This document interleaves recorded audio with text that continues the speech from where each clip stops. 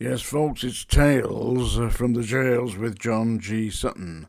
It's just been reported on the BBC site through the police that the escapee from HMP Wandsworth, Daniel Khalif, has been captured in Chiswick, by the way, and he is being returned to custody.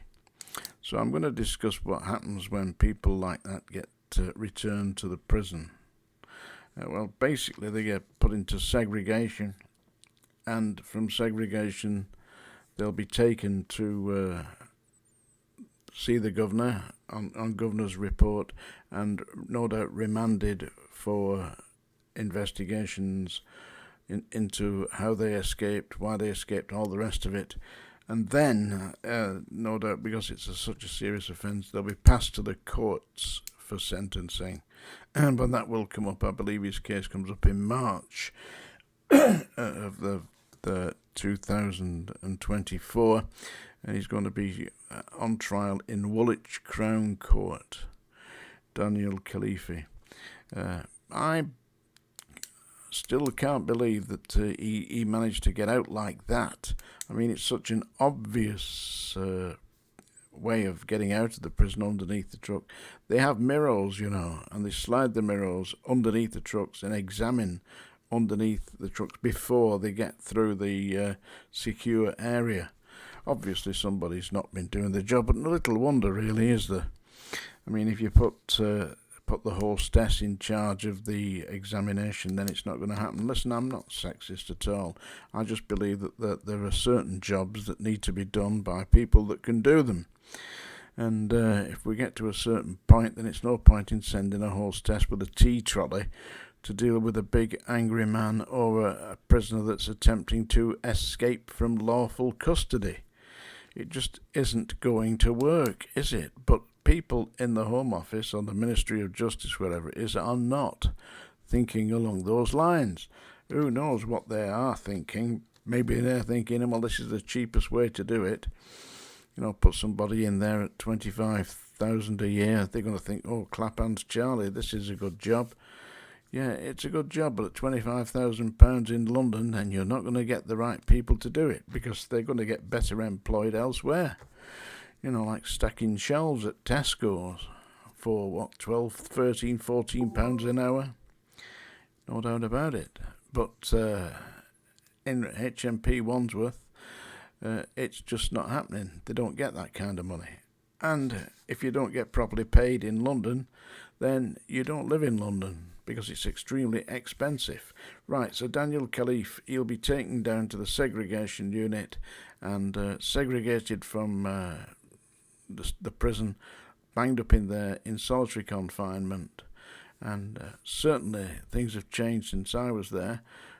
When I was at the Strangeways jail, we had a welcoming committee.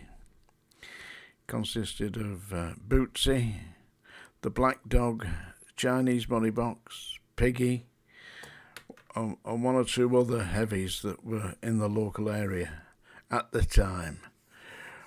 Welcome to the block, boys. They had a sign at the block in Strangeways. It said, "Stop complaining, you're all volunteers." Seriously. I mean, it meant basically, it doesn't matter what you complain about down here, all you're going to get is what the block decides. And the block decides that you're going to get nothing. Not even what you're entitled to at Strangeways. But times have passed, and those brutal days are thankfully gone. However, what have we replaced them with? The hostess with the trolley, from the girl with the tray. Come on, let's get real here. So that's it. Daniel Khalif has been lifted. He's back in custody, returned to sender. Back, no doubt, he'll be taken to the more appropriate prison, which would be HMP Belmarsh, because he's supposed to be a terrorist. I mean, what was he doing? He was a former soldier dealing with the Iranian Secret Service or something like that. I mean, what could he possibly have been doing? Smuggling out details about British Armoury, weapons and stuff like that. What weapons have the British services got? They already know all these things anyway.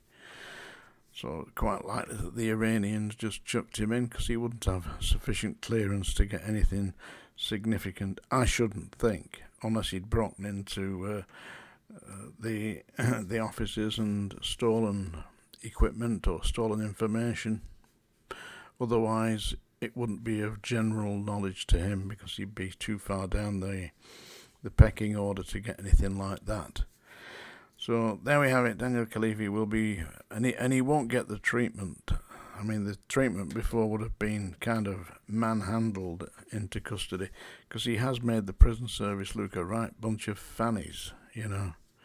And it was on Radio 4 this morning. They had, I think his name's Chalk, was on, who was the Minister for State with the Ministry of Justice and the Home Office, saying that Wandsworth should really be removed from the service, but they have nowhere to put them already, and stated that already in Britain there's 57,000 cases waiting to go to Crown Court for trial. What are they going to deal with this? And there's no places in the prisons. The prisons are, they said, they're on the very edge of full capacity. And indeed, Wandsworth was like 40% overcrowded. It had been as high as 80% overcrowded. But there's 40% overcrowding at HMP Wandsworth.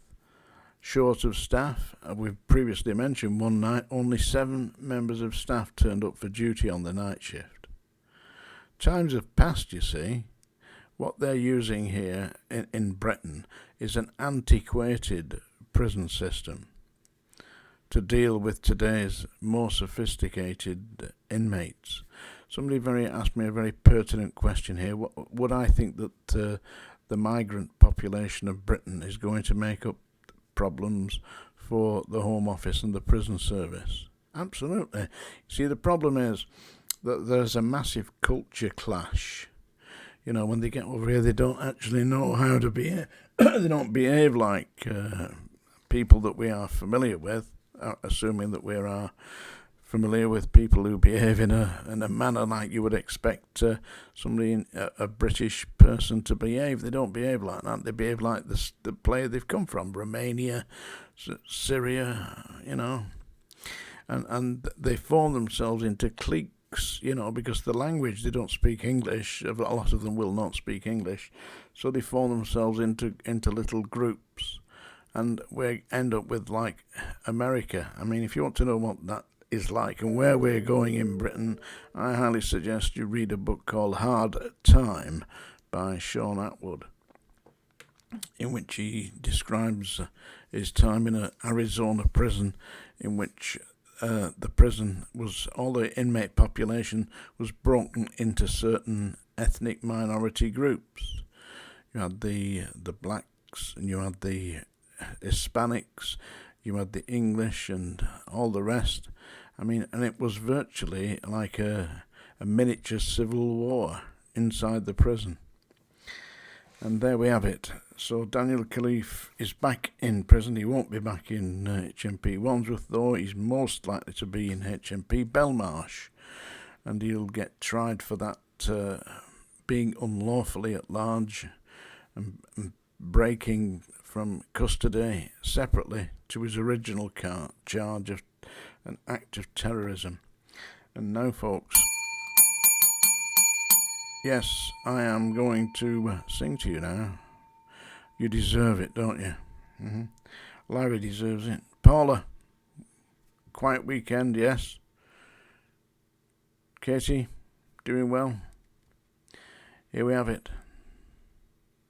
Catherine. Right, I'm going to sing you a song. This is Oh Lonesome Me, yeah. Johnny Cash sang this. I ain't going to do that quite good Johnny Cash thing, but I want to do what I can. Everybody's going out and having fun. I'm just a fool for staying home and having none. I can't get over how she set me free. Oh, lonesome me. A bad mistake I'm making by just hanging round. I know that I should have some fun, paint the town. A lovesick fool is blind and just can't see. Oh, lonesome me. I'll bet she's not like me, she's out and fancy free, flirting with the boys with all her charms. But I still love her so, and brother, don't you know, I'd welcome her right back here in my arms. Well, there must be some way I can lose these lonesome blues, forget about the past and find somebody new. I've thought of everything from A to Z.